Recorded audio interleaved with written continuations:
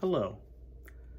I wanted to have a discussion about why it is that I chose to be a mental health, criminal justice reform, and social justice advocate.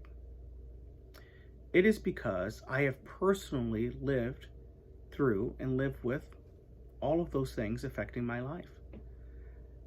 I live with and manage a bipolar 1 disorder.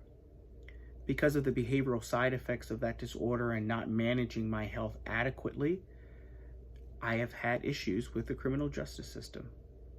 And like many communities around the country, we do not have mental health courts, similar to like a drug court, where we can handle these things appropriately to make sure that people are getting the treatment and the coping skills necessary to lead successful lives.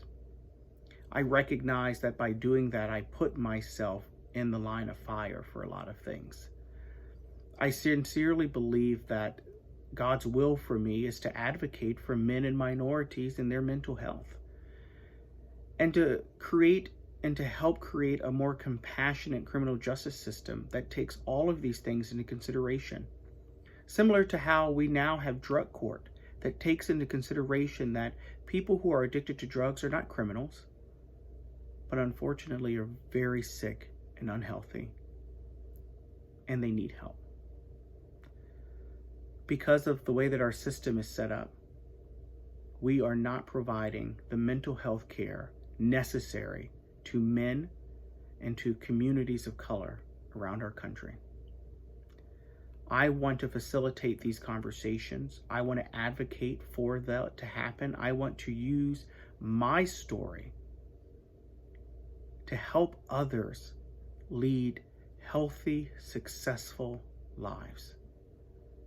I recognize that this is going to put me into the line of fire, but I do trust that God will sustain me because I do believe the work that I am doing is very important.